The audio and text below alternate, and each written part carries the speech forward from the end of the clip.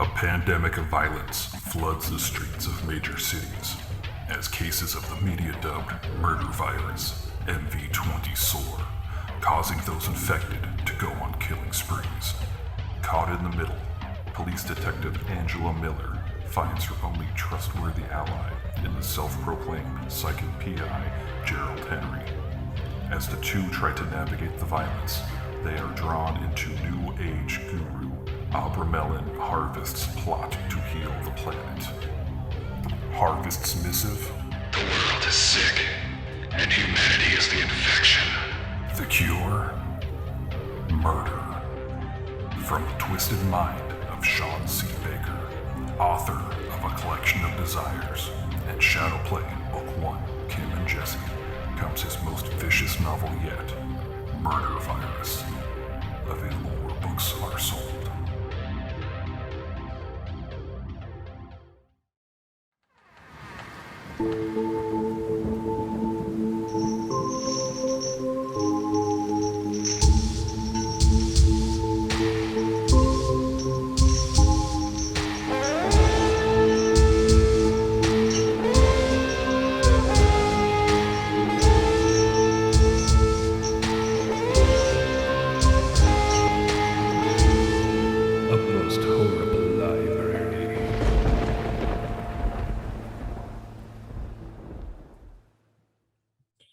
Hello, and welcome to another episode of A Most Horrible Library.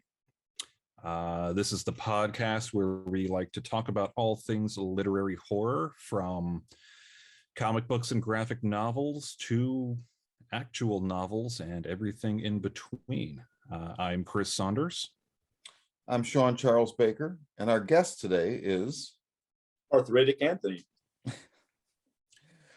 who you will all know from the Horror Vision podcast, or sister podcast. So we wanted to have Anthony on to talk about a book that he just read for the first time, which inspired Chris and I to reread and want to deep dive on. And that is Scott Snyder, Jock, and Matt Hollingsworth's 2014 and 2018 Wyches. So now, as a quick aside, anybody that has maybe followed me and Chris, I don't remember when this goes back to exactly, Chris. Like, I don't remember if you were doing Drinking with Comics with us when Wyches came out, but it was funny because Yes, I was, and I remember talking about it do you remember when that it came out like 5 years ago, 6 years ago, whenever that was. Do you remember that Mike said that people were coming into the shop asking for Wyches? Wyches. So I always, whenever I look at the title, I think Wyches first. Do you all happen to have the Wyches? And I want something to read while I'm drinking my Five Alive. Five Alive. Oh my God. Wow. That is a pull. Holy cow. Five Alive. So Anthony, let's start with you, since you read this. So you just read this for the first time, correct? Yes, indeed. It is a sensational book indeed. First time in a while I've read something that's really left me, just kind of where it's like spattered on your skin, and that's no pun intended, because there's spatter in the book. But it's like there's something really dirty on you, and you can't quite wash it off, and it really lingered, really stuck with me. Horrifying, truly horrifying stuff. And man, I really haven't been, like I said, I haven't been moved or really just creeped the fuck out by something that I've read in so long. And this was just it. And I can't thank you enough for giving me my copy. And oh, that's right. Yeah, I actually forgot that I gave you the trade. And people out there, I think the trade is like, I want to say it's 10 or 12 bucks. Like if you order from Amazon or whatever, it's not expensive, and it's 6 solid issues. It's and all the back $9 you're ever gonna spend. Best $10 you'll ever spend. And I should point out that it is a limited series run, so it is the full 6 issues. Yes. That is the beginning, middle, and end of this first part of the story. Yes, so that's very important too. Like, nobody has to worry about, because it went from 2014, I think autumn 2014 into 2015, and it we'll talk about this. It never came back. Like there is going to be an arc 2, and I think, like I was telling these guys right before we rolled tape, this was inadvertently timely because so Anthony then found and read and gave me a copy of the 2018 Wychtes Halloween special, which a lot of the material from was serialized in the Image Plus magazine. So that's the same magazine that's serialized. I think it was the Negan story that they eventually collected in hardcover. I forget. Here's Negan. Yeah, here's Negan. Here comes Negan. Here comes Negan. My favorite sitcom. Yeah. Yeah, so it was serialized and they collected and put it out in October 2018. I didn't know that even existed until like a week ago. I had no idea. I knew they had something in Image Plus and I figured they would collect it eventually, but it just escaped my attention. So I thank you, Anthony, for throwing that my way. But Snyder says in that, so that was 2018. He says, hey, we're working on arc 2, life got in the way. As soon as we're done with the Batman Who Laughs, which we're working on for DC and as a limited series, then we're going to jump into arc 2. I don't know anything about the Batman That Laughs, but I'm pretty sure that probably suffered from what a lot of the comics industry suffered in 2020, which was pushed back because of COVID. So I'm going to go out. I'm going to say this here, guys. I'm going to plant my flag. We're recording this on July 31st, 2021. I'm hoping / prophesizing that we're going to see the start of the second Wychtes arc in October this year. I'm hoping so.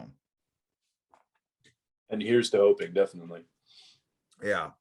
But so like Chris said, this is and the Halloween special, it is going to tie into a bigger picture, but it has nothing to do with that first 6 issues as of yet. So you can spend the money on it and on the trade, and it's a self-contained story and it's creepy as hell. Let's get into it, guys. Let's get into it. So first, let's get general impressions. So Anthony gave us his. Chris, give me general impressions on Wychtes. One thing that really strikes me with it is, and this is, all due to the artist Jock. Mark Simpson is his real name, actually. I didn't know that until today. I really like the artistic style that he uses with this. It has, for lack of a better words, this kind of splatter layer. Yeah. Like it's almost like it looks kind of like watercolor, but at the same time with all kinds of different splatter marks, and it's very striking, and it really sets itself apart from from a standard comic. Did you see right before we started, I sent you guys a link. So actually a lot of that is actually not Jock, it's Matt Hollingsworth. And if you go to Matt Hollingsworth, is it really? You go to his website. I thought it was super cool because this is his current website, and he works on a lot of stuff. He works with Rick Remender a lot. So he did like Tokyo Ghost and Seven to Eternity, and he's done a lot of comics. But he has an active link on his front page about Wychtes, and it's like he shows you a page, and it's the page from the first issue where Sailor is, and we'll get into the characters, is doing the diving in gym class or whatever. They're like doing a swim thing. And he shows you how he colors Jock's work, and it involves multiple layers. And he shows you, like the screen will be split. So first, the screen is like the comic page, and he shows you how he colors it, and then that kind of moves up, and there's another screen below it, and it'll show you these like color or splatter layers that then he overlays, and you get to see how it creates the overall effect. And and to me, that's like what Anthony was saying about that kind of dirty. A lot of it has to do with the combination of how Jock draws and how Matt Hollingsworth colors it. And I don't think you could separate the two. Like, I don't think this book, and is not in no way am I downplaying other artists like penciler colorist combinations or whatever, but a lot of times you can add a different colorist or a different penciler and it'll still work. I don't think this book would work if either gentleman left. It's just such a unique thing that they do together. Yeah, well, it definitely sets a very striking tone. And now they've collaborated before, those two, right? Because I seem to remember some issues of Hellblazer that Jock did, and it seemed very similar to the kind of art style in this. So that would be Pandemonium. And I don't know if we can definitely check. I don't know if Hollingsworth colored that. Now, okay, so that was an original graphic novel, though. So Yeah. I don't know. You might be referring to, because Jock also did some single issues. So it may have been the issues and not, because I don't think Hollingsworth colored Pandemonium. So it might have been the single issues, and I'm unfamiliar with which single issues they did. So it's very possible. I mean, it fits. It's funny because until I started researching this, I just think of Jock's style as what you see in Wyches, and so I just think anything because he's, to me, like, the more of my experience with him is he's a cover artist. I haven't read a lot of sequential stuff with him. Yeah, I mean, that's kind of how I felt, when we were a couple of weeks back when we were talking with Glenn Fabre, Right. that he is, in a lot of ways, he's known for his fantastic, striking covers that he does. But then looking back and seeing, like, oh, there are actual full runs of things that he did do everything for. We were talking about Garth Ennis's Thor, and I know he did an adaptation of Neil Gaiman's Neverwhere series as well. Yeah, it's interesting when you see these people who are more known for their cover art. When you see them tackle a whole series, and you really get to see them kind of explore, especially when you do have these people who do these covers so intricate and so detailed, and then you get to see the panel to panel of some more of their I don't want to say simplistic, I don't want that to take away from their art, no, but right, but you can't do a masterpiece painting for every single panel. So it's really interesting getting to see the two sides of an artist in that respect. Well, it's interesting. Actually, Jock always reminds me of Tim Bradstreet, because Tim Bradstreet's another one where it's like, I know him so, like, he did how many years of Hellblazer covers, and Punisher, and another guy that kind of followed Ennis around where he went and worked with him. But he also, has done some sequential stuff, and some of it is stuff that's like, I didn't even realize, I've read that or whatever. And so Jock is the same way. So, and all these guys, I don't know about Bradstreet, but definitely Fabry and Jock, 2000 AD, that's where they started. That's one of the cornerstones. It's one of the things I've always known as far as that new comics movement, the British invasion in the 80s with Alan Moore and Morrison, all them. But also it's just still, even up to like Al Ewing is another one. Like, he writes a ton of stuff for Marvel these days, and that's where he started. So it's 2000 AD is like one of the most important things in graphic fiction ever. So interesting. Yeah, I mean, it's funny that you talk about 2000 AD, when I want to say Jock, he actually did some work on the Dread film, that the Carl Urban, which was absolutely fantastic, I gotta say. So not only that, but then he went and worked on concept design with Alex Garland for Ex Machina. Jock has had his hands in a lot, and he also Batman Begins and one of the X-Men movies, and he's obviously Children of Men, yes. Yeah, that was a great film. But so he's really been around, and people are probably more familiar with him than they would realize. Going back to Wyches, Anthony had brought up there is a deal for this to be adapted. So what did you tell me about that, Anthony? just basically that Amazon had, kind of picked it up as far as, well, first of all, I mean, there's a whole big boom going on right now where all these streaming services are picking up all these, indie titles for, new ideas and fresh spins on things that they can get out to the masses. And Amazon had picked up Wychtes, I guess that's the name of the book.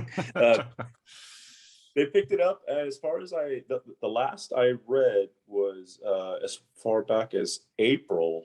I believe Jock was in the storyboarding process for its presentation. Oh, wow. But last I heard, it's moving forward, and I'm excited to see what they do with it. Also terrified. I'm hoping that I'm hoping they're able to catch the overall aesthetic of the book and really keep it as intact as possible, because it's just there's something about it that would be missing if it was done incorrectly, and it doesn't take much to fuck it up. You know what I mean? So, well, and you had mentioned to me also that a movie that came out, I think it was last year. Was it The Wretched? The Wretched. The Wretched, which is loosely based on Wyches. And dude, that movie was on so many people's like best of list. Not so many, but several, and people that I generally our tastes align. And no disrespect to anybody involved in it, because it is a made movie, but man, I did not like it. It did not work for me at all. And but I could see immediately. I even wonder if Pyewacket, which is from a year or two before that, to me that would be close, but only in the design of the witch, and not so much in the story surrounding it. But that would be a better, like a closer comparison. I agree, because Pyewacket's one of the first films that popped into mind after reading the book, and I was like, yeah, this is definitely in line with it. More in line with occult happenings and witchery, I guess, witchery, whatever you want to call it. But I that one definitely popped up after the reading, and one of the better films in that genre, in that subgenre. I'm going to issue now. We're going to start with spoilers, so because this is a deep dive. So I mean, I just want to go into the lore of this comic because I think it's fascinating. So, well, first and foremost, okay, why don't you go ahead and just give a quick synopsis of what the, yes, what the back of the box would say. So, which I almost said it. Wow, I've been converted. Wyches is a different take. So it's very family oriented, not like Disney, but I mean, it is about families. And so these are creatures. This isn't witches like pointy hat, warty nose, or even witches like the consort of the devil and Puritan times. The way that it ties that in says those people that were burned at the stake as being witches were actually protecting something much deeper and darker. And so these are, they say several times, possibly genetic offshoots of human beings or mutations, and they live in the anywhere where there's trees. But it also says they can go, even if you go to the desert, it is possible they can burrow. They use this word a lot, burrow in there. And these are things that have a science unknown by humanity, and for hundreds of years, humans that know about them can go to them and trade them people, preferably children, that they will eat. And in return, the people that trade those, that pledge them, will be given whatever they want, whether it's, I have this disease, you're cured. I want to live, for a very long time. Fine. I want somebody to love me that doesn't. Fine. And so it is a nice kind of twist. Twist is the wrong word, but it's an interesting take on witches, because those are, traditionally in anything from Penny Dreadful to, Hansel and Gretel, the witches, you can go to them and trade things and get, a tincture or whatever. And they work all of that lore in, but they change it and they, mutated so that it's these things that they are the creepiest.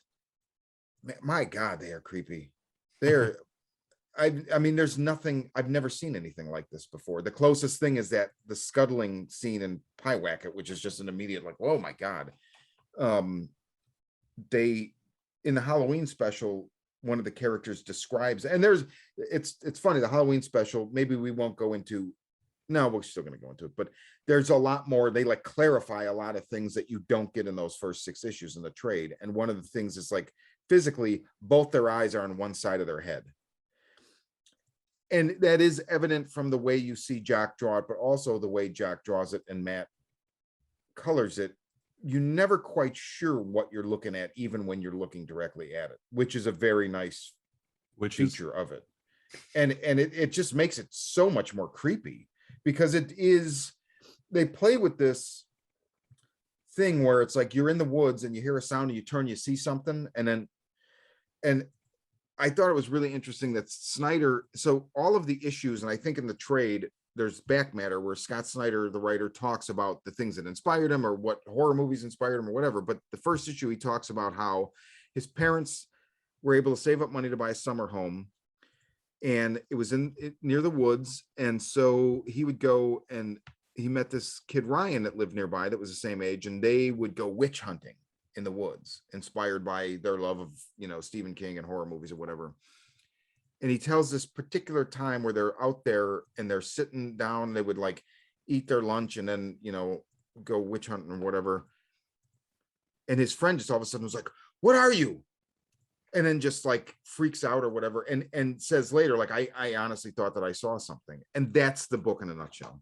That's the way that they play with these creatures. Is there's so many instances of like, they just recreate that. If anybody that's been out anywhere, the woods, especially at night, and you think you see something or you hear something, then, and your blood freezes, and then, oh wait, it was just a tree or whatever. They capture it, they nail it.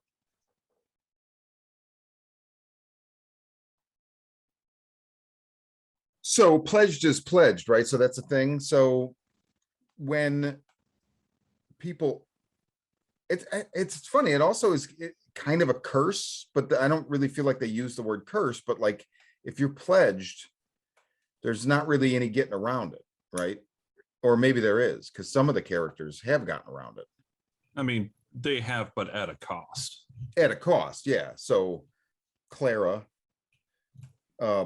which I didn't even realize in reading. So in the 6-issue arc, there's a character, Clara, and I had the same thing rereading it now that I had the first time. I did not realize she was a woman at first. The way that they show you to her, she just looked like an old bald dude. But so she is, what is the oh God, what's the breakdown? There's like the 2 sides kind of that now we're seeing, and it's the High Horn and the Irons.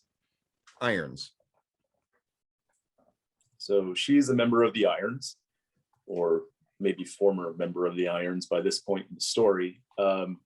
And they are witch hunters, and they, come from a long lineage of hunting these monsters. And in Bad Egg, they kind of break down what types there are. There, obviously there's the burrowers, but they said there's the rooted, and the rooted are explored a little more in Wyches when they get deeper into one of the burrows. And the burrows are similar to an alien hive, and that's kind of what I got from it. I saw the correlation between aliens. Good comparison. And this, when you get in there, and they don't move. They're much larger than the standard 10-foot witch, and they are again embedded in the walls, kind of grasping at anything that will come around. And you see these briefly as they're trying to escape. Then there's a baby. There's babies. Those are fairly large monsters, and they eat children. They love little babies. And then they go into the High Horn. I guess the High Horn, they're people. They're, I guess, what would you call them? More like familiars to a vampire, where you would basically go around and do their bidding. And if you do it long enough, it's basically out of greed, because you're doing it to extend your life. You're doing it to, like you said before, get get some sort of potion or some magic from them, what Mhm. have you. These Yeah. people go around, they, will kidnap children. Or they Much like- reproduce simply to basically raise the child to a certain age and then feed it to them, which is totally fucked up. Which took me back to the first time I read The Road from McCormack. Yep. Oh, Where good there- pull. Where there's that scene Yep. where the woman gives birth solely so they can have a meal, and it was probably one of the most horrific things I've ever read. And God. it's so where this goes, I mean, where it draws from, pulls from literally the most horrific places imaginable. Yeah. And I know this is cheesy, but as a parent now, seeing it's not this, cheesy. it makes it that much more visceral and gut churning. But it's somebody please jump in on this. I'm gonna get dumbfounded here because I could just keep going on about it. No, by all means, keep going. No, I'm really excited after I read the Halloween issue to see how much wider the story is, how much broader it can be. Yeah, I mean, because this 6-issue run, it is a very very intimate story. Indeed. It just primarily focuses on a young, I mean, how old would you say she is? 15, 16-year-old girl? Something like that. Yeah. Sailor. Yeah. Yeah. And her relationship with her recovering alcoholic father. Charlie. I think that's really what the story is at its core. Yes. And just the lengths of what a parent will do for their child when your child is in dire need. Yeah, well said. I mean, that and the stuff that Snyder writes in the back of the issues too, as that series progresses, and then even there's like a payoff at the end of which Bad Egg is that is the name of the story in the Halloween special. But he talks a lot about being a parent and feeling like you've let down your child in some way. And there's a lot of that in the first 6 issues, Chris, you hit it right on the head. That's what it's about. 100%. And he even says at one point, he talks about horror in a way I thought was really, really interesting. So this is from the Snyder back matter in Wychtes issue 2. Quote, zombies are horrifying, but our reactions to them are what makes zombie stories truly scary. The best horror, for me, pits characters against monsters that are themselves reflections of the scariest parts of their natures. To face a monster is to face fear. To face a monster that speaks to your fears about yourself personally, that's horror to me. And so that's what makes Wychtes a potent antagonist for me. Not that they're scary, they're pretty terrifying in their own right under Jock's pen. But what makes them exciting to me is the fact that they don't come for anyone until that person is pledged. And I mean, that's it in a nutshell, right? It's the best horror. You have your great monster, I mean, let's just go Romero, because it's I feel like the most iconic example where it's like he made the zombie, but the Dawn of the Dead is not about the fucking zombies. It's about the people. And it's the way he intertwines those two things, and that's what this does, and it's fantastic because of it. And at the heart of that is Charlie and Sailor's relationship. Also touching on the people, you can't trust anyone. Yeah. You can trust no one because everybody is out for their own self-interests. Yeah, they're out for their own self-interest. They're out for any way they can fuck you over to, again, prolong life or what have you. And it's really scary how all these people will kind of find a way into your life to befriend you, to have you trust them, to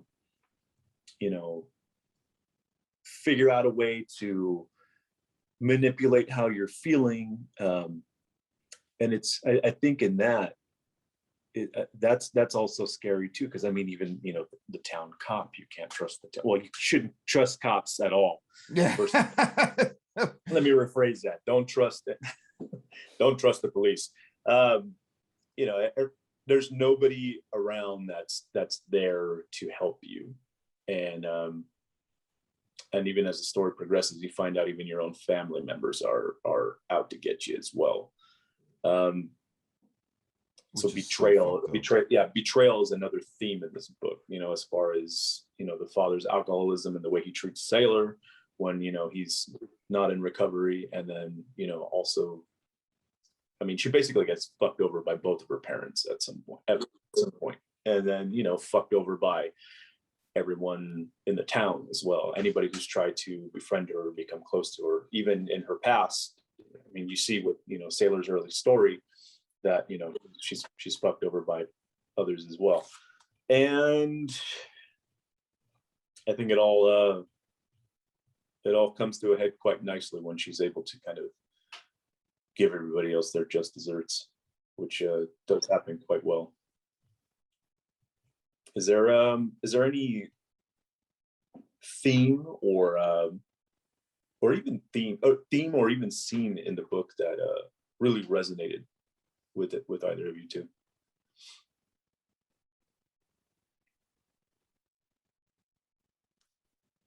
Thinking. I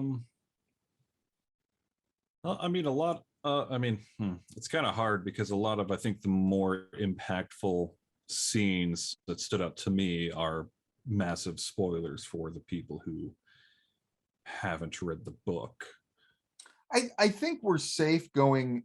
I think we can go at this point, like all spoilers. Like, so at this point, if you're listening and you haven't read it, well, and I think we've done this deep dive in a way where we're going levels. Like, so now we're at the deepest level. So if you've not read the book and you're listening, shut us off. You don't need to hear us talk anymore. Go read it. And just come back to the episode after you read it.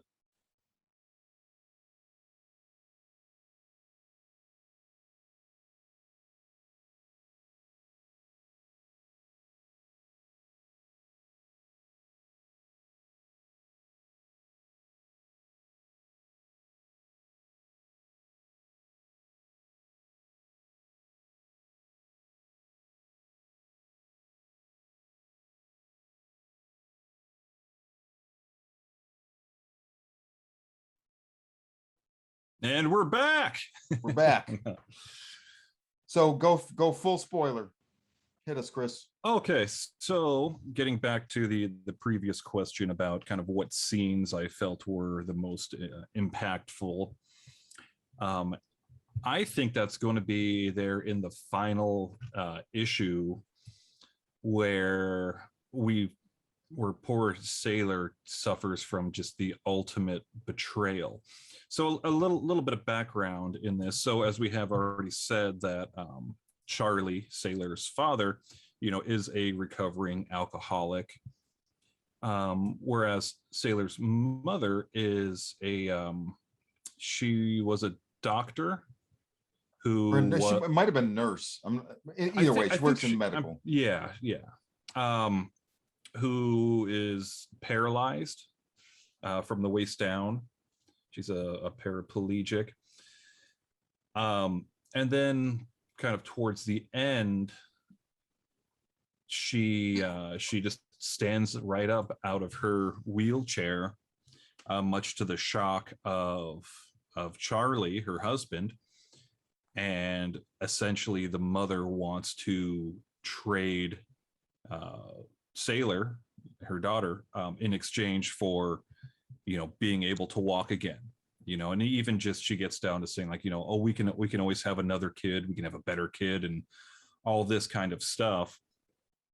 And that right there is just absolutely heartbreaking to see somebody who is supposed to be really close, your own mother, that whole maternal bond, especially since our main protagonist here is a female as well, that mother-daughter bond, Mhm.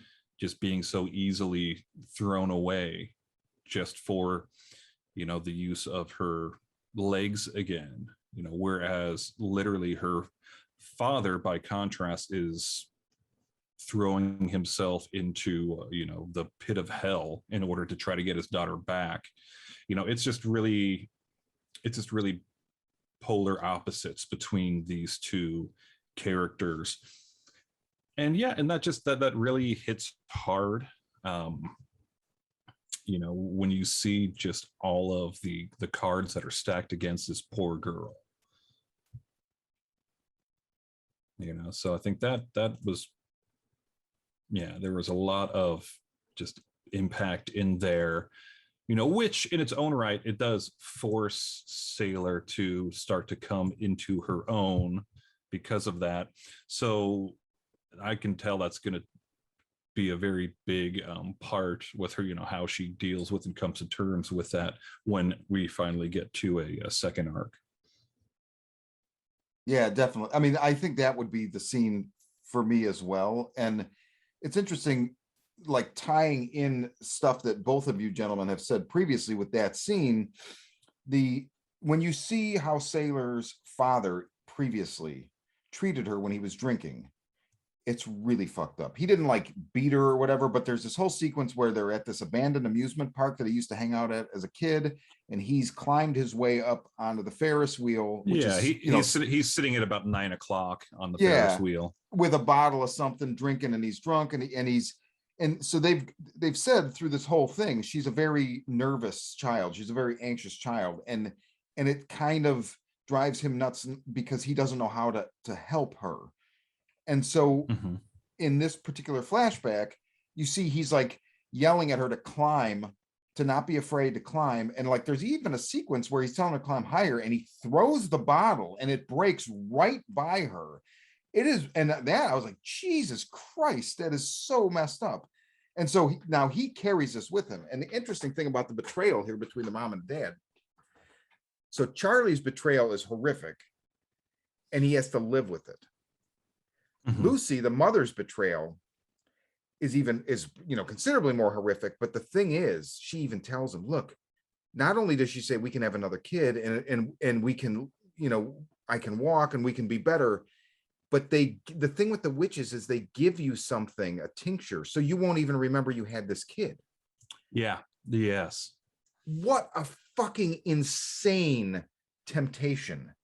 And you can see her telling him, and they're crying, and she's holding him, and I mean, imagine like this is his wife who hasn't stood or walked in how long, right? And his relationship with her predates Sailor, because Sailor is a product of their relationship, their love. And so this is such an emotional moment, and it's captured so well.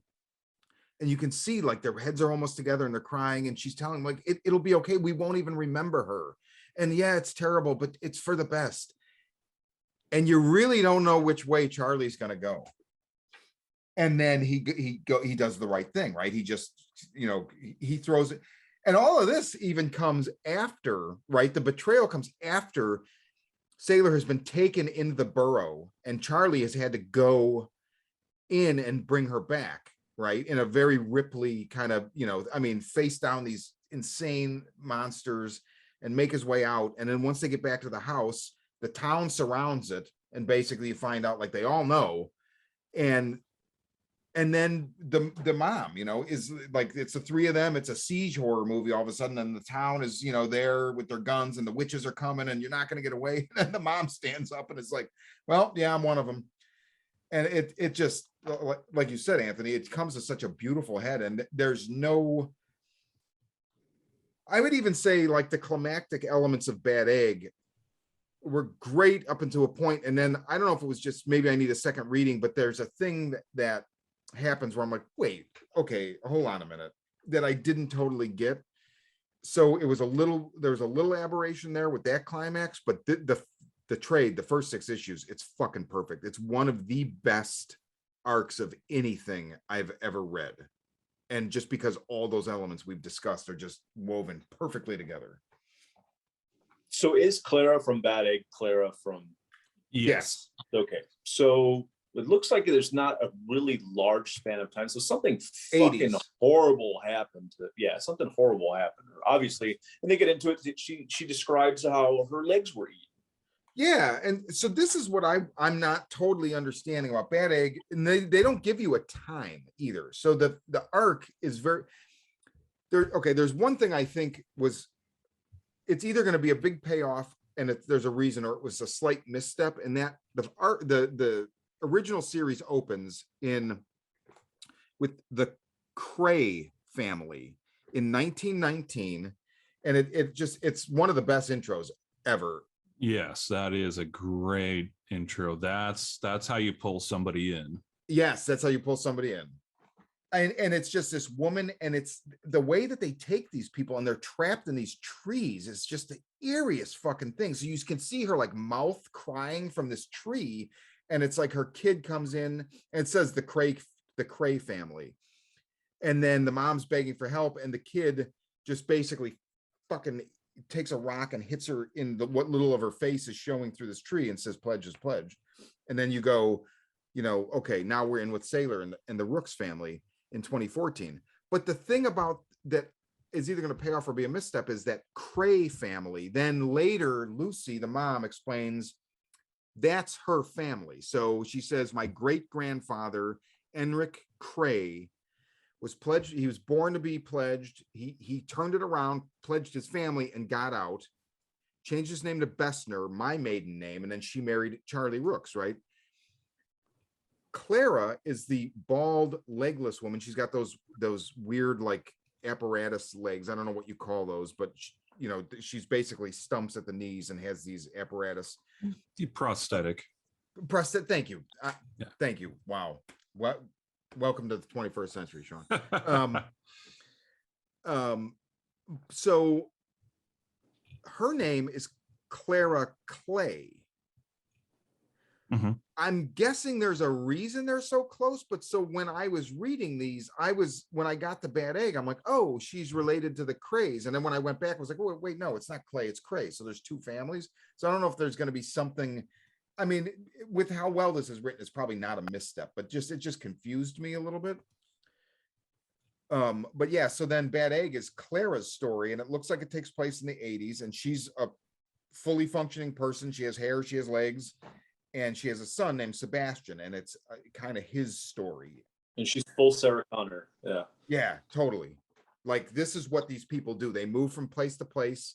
They get in with the high horn and the burros, and they fucking kill them. And they get, and another great opening too. Not as good as the first arc, but the whole thing, oh, get my van. I'm your friend's dad. I'll give you a ride. Insane. Yeah, and then in the back in Snyder's comments in the back of Bad Egg there, he does go on to say that while it is a prequel book, Bad Egg, that it is very important to the future of Wyches, because the character in Bad Egg, Sebastian, he's has a major role in the next arc, which ends up becoming Sailor's partner in the Irons. Yeah. So he's going to be her partner, mentor, kind of thing. So it's definitely, if you read all 6 issues of Wyches, you're going to definitely want to pop back and read the prequel issue. Yeah, definitely. And it's thick. It's probably the size of, what would you say, 2 or 3 comics, like floppy, like regular monthly. It's a double, at least double size. Yeah, at least double size. I was telling Shawn recently, and I'm not sure because I don't have the singles. In the back of the trade, there's, I think, like a little six issue story, or six page story. And I was like, okay, well, what are they going to do with this? It's 6 pages. How are they going to thrill me? And it is the most terrifying fucking 6 pages I've ever read, where you see a guy go in, he goes to visit his sister. Sister just had a baby. He wants to come visit. He's a happy uncle, etc., etc. He brought her a sandwich from their hometown. Here, I brought you this And it's interesting, like the perspective it's showed from is it's through her eyes. So, you know, you're seeing her, you know, bring the sandwich to her face, et cetera, et cetera. And then you see her eyes go blurry and she's like, what the fuck's going on? Why am I woozy? And he starts going into explaining about, I'm sorry, I had to give them to him. And, you know, he basically goes into how I drugged you because I need to steal your baby. And he's explaining, he's like, don't worry, you're not going to remember any of this. You can have another one. You're still young enough, et cetera, et cetera. And, you know, her hands are over her eyes and you see like through the, you know, splits in her fingers, a figure in the hallway, like holding her infant. And it's the most fucked up thing I've ever seen. There's no gore in this story. There's no blood. There's nothing but perspective. And it's done so well. It's outstanding. You know, and that, again, you know, that really follows into the whole overarching theme of just that close and intimate betrayal. Yeah, no, see, I had only ever read the single issues of this, so I hadn't read that. Yeah, me neither. All. I'm going to buy the trade simply because of that. It sounds like it's worth owning the trade as well. I mean, I'm wondering if possibly that was maybe released, you know, in one of those what was it, the oh god, the Image Plus.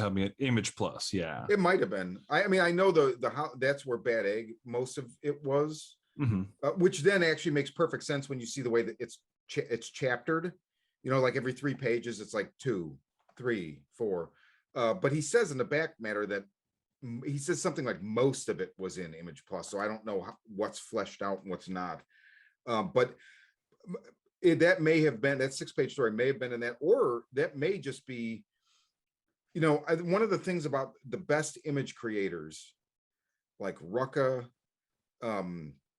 Brubaker, Snyder, they give you extras in the floppies. Like if you're reading Lazarus or you're reading Criminal or whatever, there's stuff that's not going to be in the collection. But how cool also to do that in reverse and say, and now there'll be stuff in the and now you can say, fuck you, you're making me buy both or whatever. You don't have exactly what I was going to say. Yeah, I mean, but you don't have to. But I mean, like this, like there would be books where I'm like, it's fine, whatever. You know, I mean, I don't own the original Criminal issues for the most part. I'm not going to go back to get the whatever. But this I think is such a solid, like this reread just cemented it to me. Like I really liked it when it came out, but fuck. And you know, like I think you guys were both saying you're very excited about how big the story is getting. At first when I'm reading Bad Egg and then I'm reading the back matter and that, I'm like, oh, so I kind of expected this series and the different arcs eventual to just be these series of family intimate betrayals and not have this like, okay, now we're starting to see, now we have the Irons, which is the good guys, and the High Horn or whatever. And so I was a little bit bummed at first, but then I started thinking about it and like, it has to go this way because otherwise it would just be, you know, you do a couple arcs of just that, the same thing over and over again. And no matter where you place it in time or space, it's just the same thing. And so this gives it a bigger picture and I'm excited to see Sebastian Clay and Sailor Rooks in the Irons. And I'm excited to see, like the High Horn was such an interesting idea because, okay, so you have the town in the first arc. And I think those are more kind of passive participants, where the thing with the High Horns, so the family, so in Bad Egg, when Clara and Sebastian moved into this new town, they moved there specifically because the kid next door who Sebastian becomes friends with, his parents are High Horn. And this is where we're introduced to this idea. And they have raised this child to 11 years old so they can feed it to this witch this baby witch. And so they do this. This is what they do. They procreate, they raise the child, and then they give it. And then they do it again.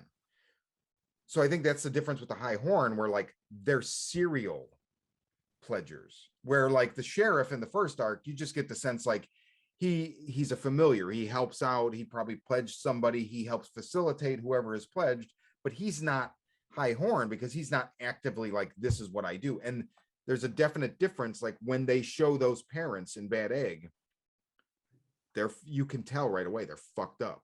Like there's a dinner sequence where like Sebastian kind of gets forced to eat dinner with his friend's family, and he knows, and it goes the whole book, he's going through this thing like, I should tell him. And the book is genius because you don't know if the friend knows.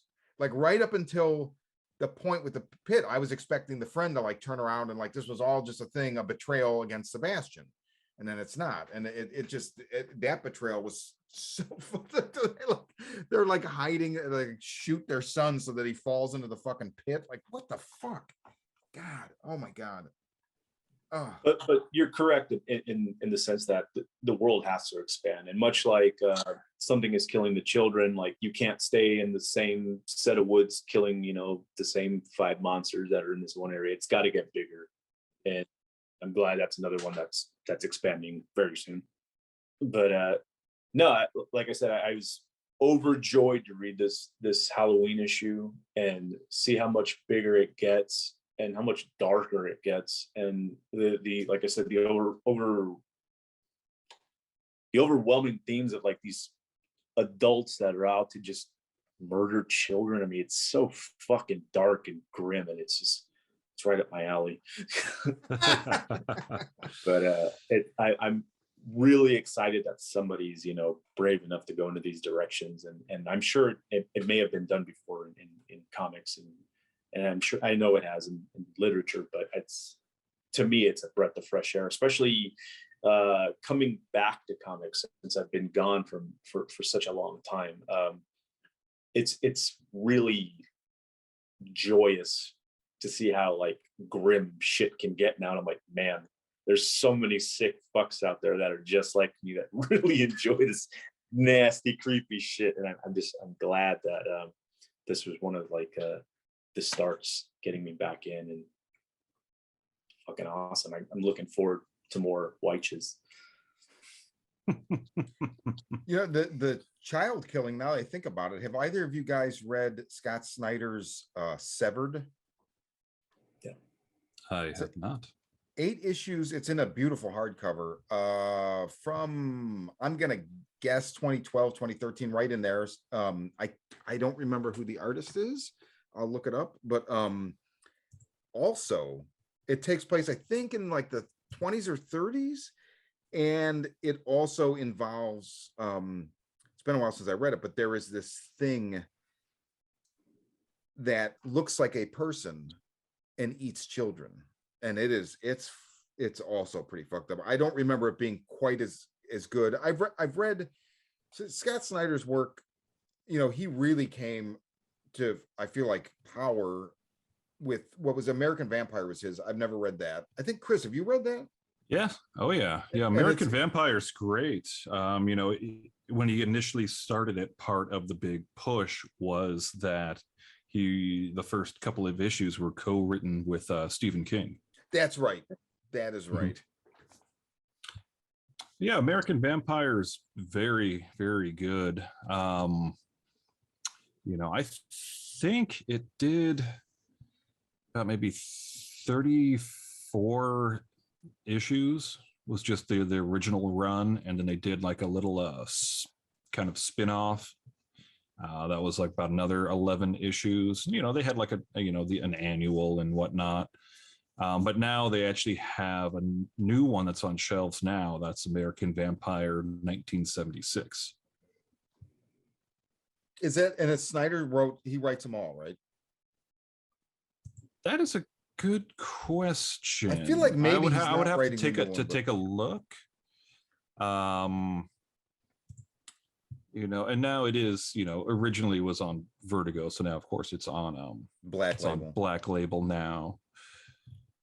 Let me see. So Severed is Scott Snyder, Scott Tuft, and Attila Futaki, and it was 8 issues in 2012, and it is collected. And a beautiful hardcover. I don't own it, but it is worth owning. It's gorgeous. It's a really cool story. Who released it? Oh, Image. It's Image. Yeah, it's takes place in 1916, and it's about a 12-year-old runaway who's riding the rails, and there's this thing in a man's form that kind of is eating children. It's very cool. I think I'm gonna read that soon. A touching back, American Vampire 76 is Snyder. Okay. So what do you want to bet that because of COVID, the Batman Who Laughs was interrupted, and during that time, Amazon picked up Wyches, and Jock is busy doing storyboards for Amazon, and because of that, Snyder decided to go back and do this 1976. Yeah, I have a feeling that there's quite possible. I mean, really, I just want more Wyches now. Like really. Yeah, no, absolutely. Now, Absolutely. You know what is a pretty cool thing too. So I'm very conflicted with the Amazon television series. It has some stuff stacked against it, but it has a lot of stuff that's going on for it. So the biggest thing stacked against it, for me at least, is that it's being produced by Plan B, which is Brad Pitt's picture house. And the last thing that I remember him doing an adaptation of was World War Z by Max Brooks, which is among the worst movies ever fucking made. Is, the funny thing, it wouldn't be a bad movie if it would have just had a different title. But I disagree. I disagree because I had not read the book yet, and I saw that movie and I fucking hated it so much. But that, when you consider the source material, is even worse, because how do you the source material is, and it has been since it came out in 2005. It's my favorite book. I've read it at least 3 or 4 times. I've listened to the amazing audiobook at easily 7 or 8 times, full listen throughs.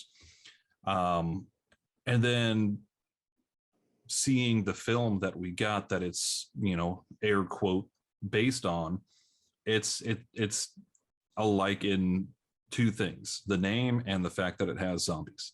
That's it. So when I hear that Plan B is going to be doing the adaptation, that right there, makes my brain hurt a bit. But the pros it has going on for it is that, one, it is being done through Amazon, and Amazon, they've really been knocking it out of the park lately with their comic adaptations. From Garth Ennis's The Boys, which granted is in a lot of respects different from the source material, but is still a fantastic series, and at least it still has the same spirit and heart behind it. I would actually say it's better than the comic. I disagree with you on that. I love the comic. I love both. I love both. I do too, but I think the thing with the show, and we won't go into a tangent, but I just think it has the benefit of having the entire comic completed, so it can streamline certain things. Yes, that is true. And then at Amazon, they've also been, knocking it out with Invincible, Kirkman's the animated adaptation of Kirkman's book, because that's fantastic, and I can't wait for more of that. So that's definitely a plus with it. But I guess Snyder, he wrote the first episode. I don't know how much more he's involved with the rest of the series. But one of the writers' room writers is actually James Tynion the Fourth. Oh, good for him, dude. Wow, very cool. And evidently Jock is creating all the storyboards for it. So that right there, to me at least, has a lot of good things for it. Yeah. But God, it's that Plan B entertainment that just leaves a bad taste in my mouth. I want this show to be great and successful so bad, but I'm cautiously optimistic. Look at it like this. The one thing with Plan B, I know that they consider World War Z a debacle, and I'm pretty sure I'm not saying that it's a sure thing that Wyches will be good under their tutelage, but I really think that was like a learning curve kind of thing, and they figured, because famously, like, they threw away whatever their ending and spent another like 70 million or something to like redo the ending after they shot it and blah blah. And I mean, there's no way it's in Hollywood now, the way things are, you can't do that. That's like the excess of the 70s and 80s, right? That's like a Heaven's Gate thing. So I'm pretty sure they've learned. So I think they'll take a different approach to it. Hopefully. I would like to think so. Looking into Plan B as far as all the different things that they've actually done, there's a lot of hit and miss. On one hand, they produced Troy, which I thought was a great movie. They produced The Departed, which was that was a best picture winner. The Assassination of Jesse James by the coward Robert Ford, great movie. On the flip side of that, they also produced Tim Burton's Charlie and the Chocolate Factory, The Time Traveler's Wife, World War Z. But there's Eat, Pray, Love was also a Plan among B my favorite thing. Just kidding. And interestingly enough, they also produced Kick-Ass as well as its sequel. So there's a lot of ups and downs in there. Flip of the coin at this point. Yeah, exactly.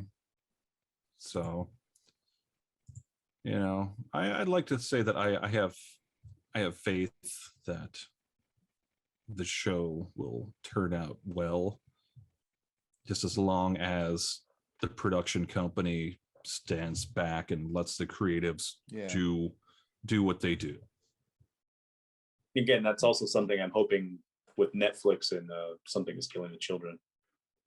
Mm-hmm. I think Netflix just seems to like shit on you. No, I don't like everything they do, but I get the sense, like Lock and Key is kind of fucked up as an adaptation, but that's not Netflix's fault. That's the people that did its fault. Like, we're going to change Lovecraft to Matheson because Lovecraft was a bigot.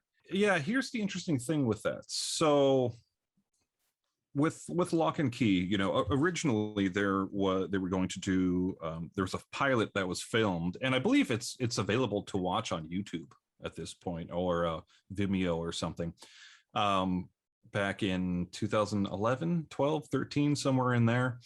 And it was being put out by Fox, and it's a lot darker. It's a lot closer to the books. The books had that big giant horror element to them with, a lot of sprinklings of fantasy.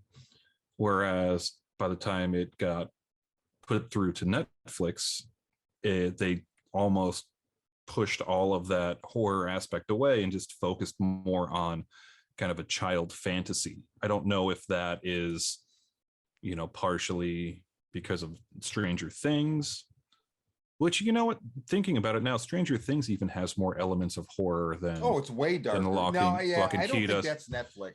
But here's what I'm thinking, though. I think it might have some to do with Netflix, because if you look at the Netflix adaptation of Jeff Lemire's Sweet Tooth, which I don't know if you've watched yet or not, Shawn. I haven't read or watched it. It's a fantastic series, both the book and the television show, but they are pretty different in terms of tones. The book is a lot darker and grittier, whereas the TV show, they really lean into that kind of folksy kind of myth and just fantasy elements that are in there. It's almost as if somebody kind of ran Sweet Tooth through the lens of Pushing Daisies, or almost kind of Wes Anderson-y. It has that kind of, I don't want to say Tim Burton-y, but like if you watch like the series of Unfortunate Events on Netflix, it has that kind of vibe to it. You know, so it seems like Netflix is really trying to do the more family, I don't want to say family friendly, but maybe family acceptable, and versus Prime, who does just darker, kind of more adult. balls to the wall. But then, so the thing, and I'm not in any way, I'm not defending Netflix. I wonder if it's just as simple as they have certain like slots allotted for genre or tone, and this is going to fill that. Because if you look at the Fear Street shit, I mean, I never read those books. All that R.L. Stine, I'm too old for it. It was after, you know. Mm-hmm. So I didn't know when I heard they were making it. I'm like, I didn't see the Goosebumps movie. I don't intend to. I mean, nothing wrong with it. It's just, whatever. The Fear Street movies are incredible. They're so dark. They're so violent. I mean, I still say that 1978 is a more violent summer camp slasher than any, like almost any summer camp slasher. It's certainly more violent than Friday the 13th for the most part. And visceral and gory, and so they can do it. Now, we've kind of gotten off topic, but yeah. Anyway, I know. So bring it back around.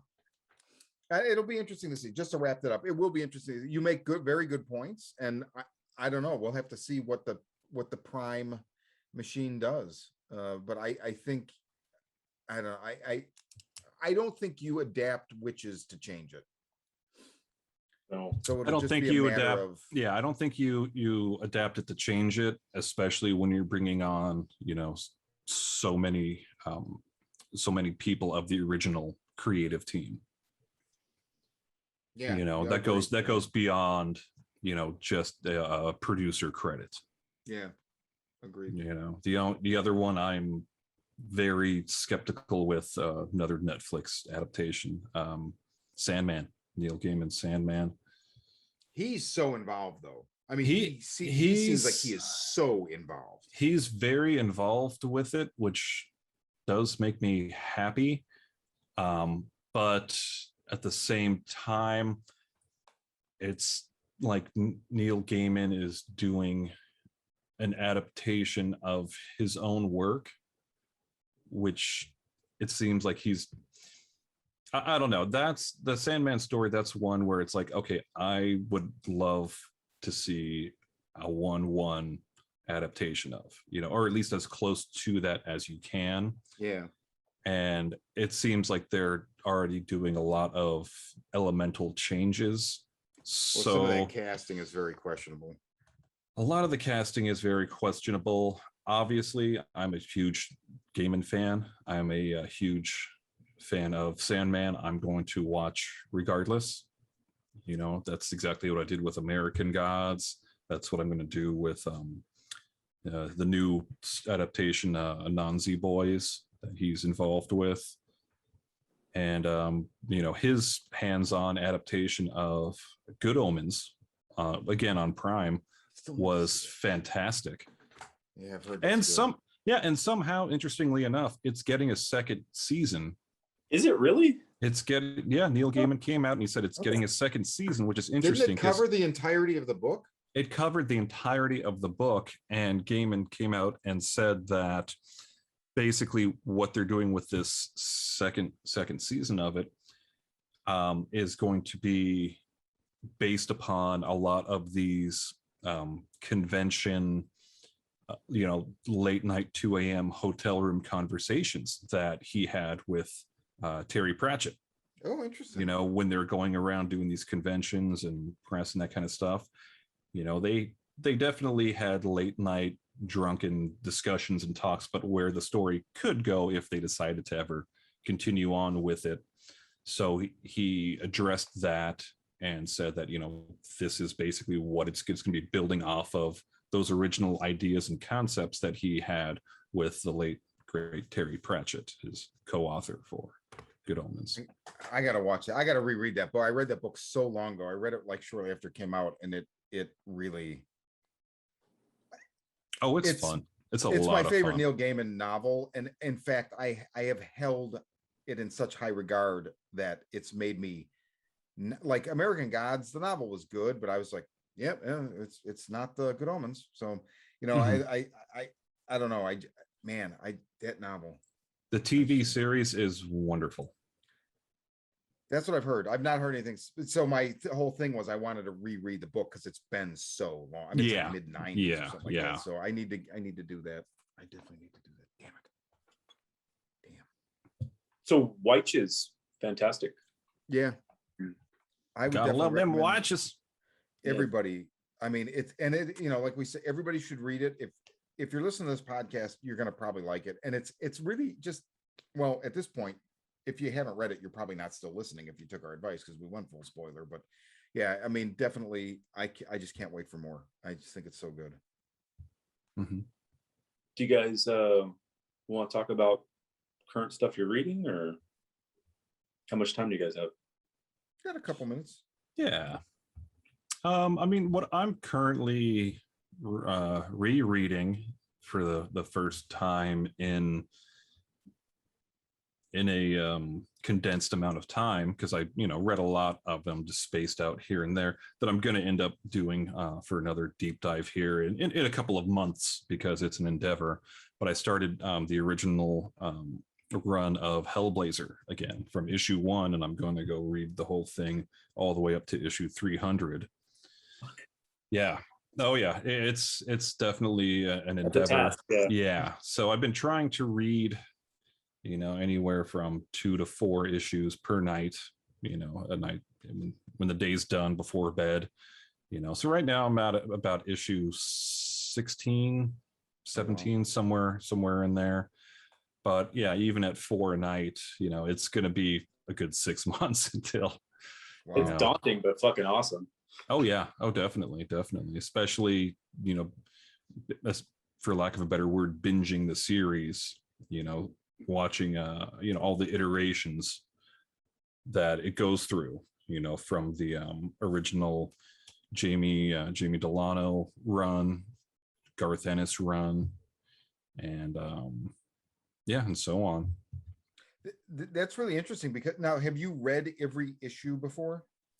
I have, but it was always one of those series that I would pick up and I would read a couple issues, and then a few months later read a couple more, and so on. Sometimes I'd end up taking like a year or 2 off from it and be like, oh shit, that's right, I was reading Constantine. Where was I? And then hopping back to that. So yeah. That's really interesting. So, when I got into that, it was through trades, and this is early 2000s maybe.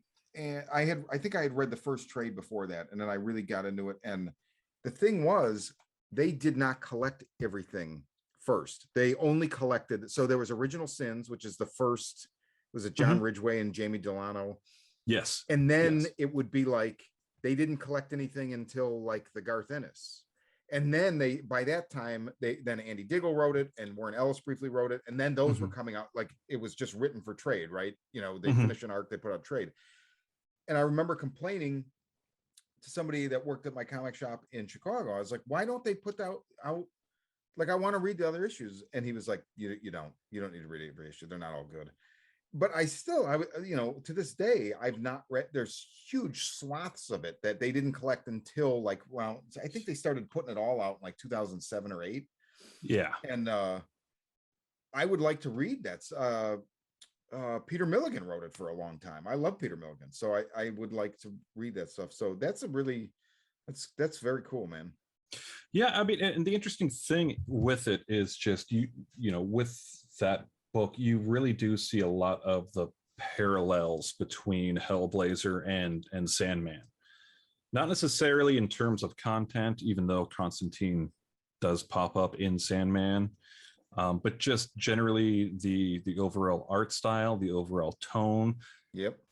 But it did do the same thing that Sandman did, where it would be, okay, here's 3 or 4 issues in a little arc, and now here's just a random little one shot, or here's 2 or 3 consecutive little one shots that don't really have anything to do with the bigger picture, but they're fun and it's a weird, quirky story.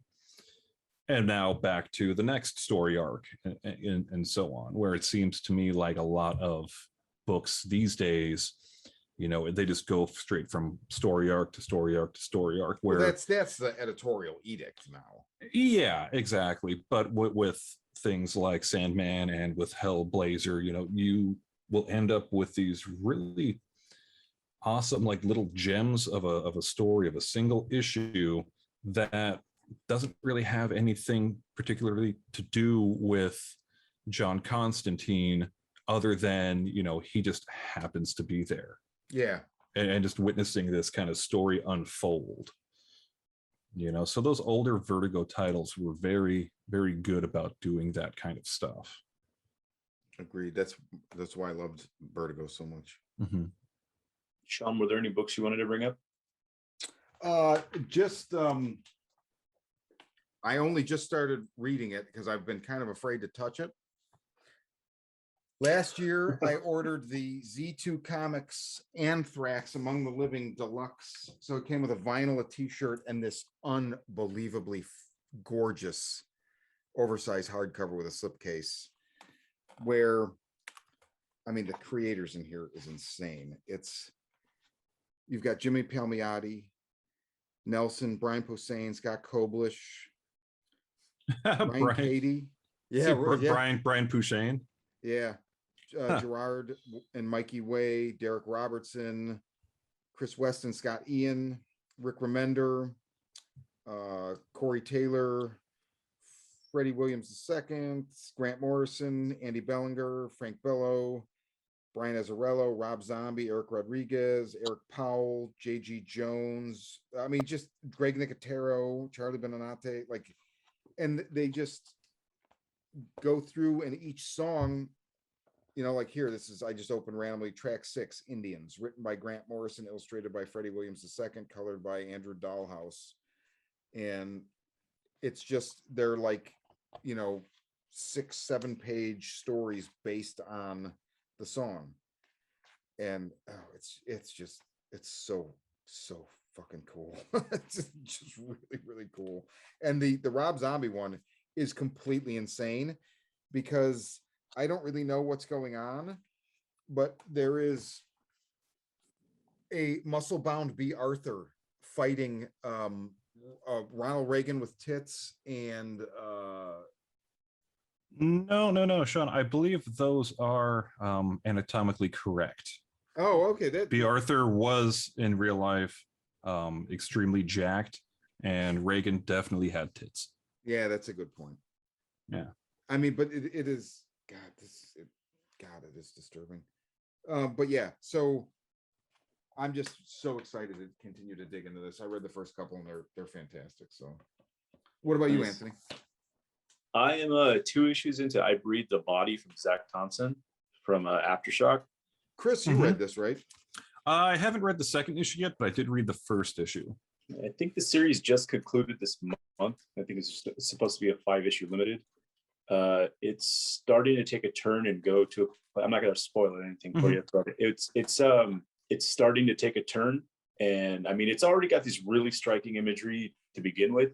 It's getting creepier, you know, by the issue. And I kind of have an idea where it's going, but it just kind of delves more into like human depravity, and it's pretty ugly shit, but it's a solid title so far. And then the other one I started today actually was Beyond the Breach, also from Aftershock. Aftershock. You know what? Yeah. I actually did just pick that one up yesterday. I haven't gotten the chance to crack it open yet. I won't say anything about it. I actually, it kind of grabs you by the short and curlies within the first 2 pages, and that's another thing that I loved about these 2 books so far, that it hits you immediately. Like it's a quick punch, and you're like, all right, I'm in.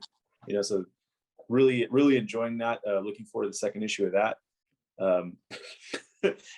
I love what they're not afraid to do in the book. And Shawn, I kind of explained to you a little bit about what the book is, and some of those themes are in this book. not going to spoil it again.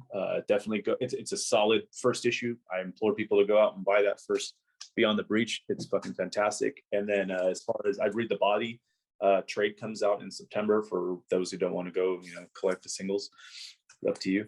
But yeah, those are the other ones that I'm reading right now. Really, really, really, really entertaining shit. And then I just remembered too, there was another book that I think is absolutely fantastic, and I'm really, really digging it thus far. I don't know if you've read this, Anthony.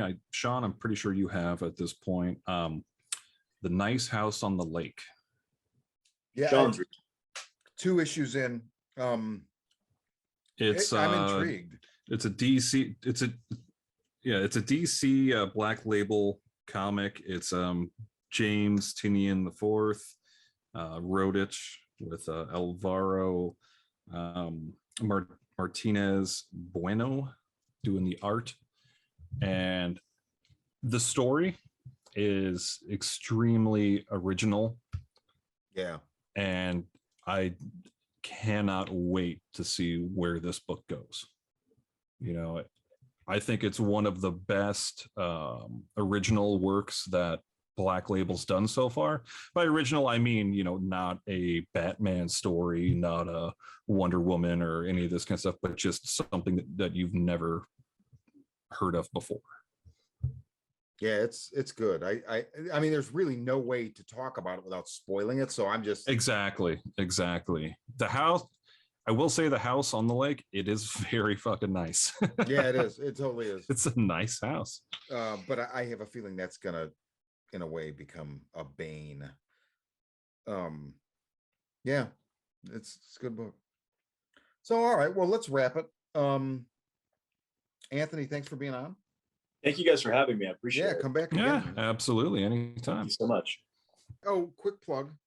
If you're listening and you want to read something, so we had Andy Levy on a few episodes ago who did Osaka Mime, which he's apparently knee deep in the sequel right now, so that's good news. But he kind of inspired me, talking about how he wrote on No Sleep. He inspired me to go back. I had been wanting to do that for quite some time, and so I finally last month put up a 3-part serialized story on No Sleep, and I'm pretty proud of it. I actually really, it's one of those things that just kind of poured out of me. The title is I Got a Deal on My New Home Because Someone Committed Suicide in the Garage.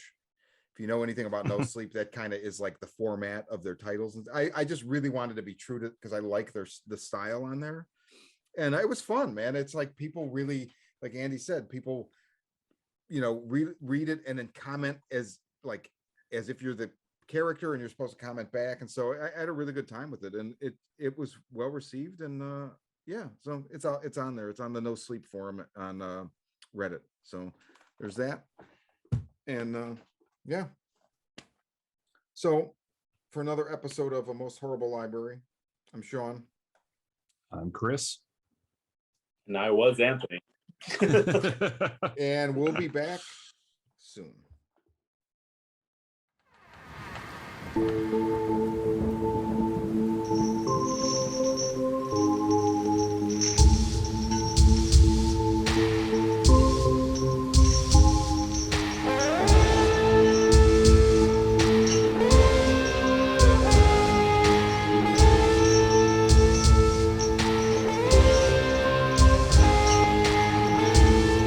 Upmost horror.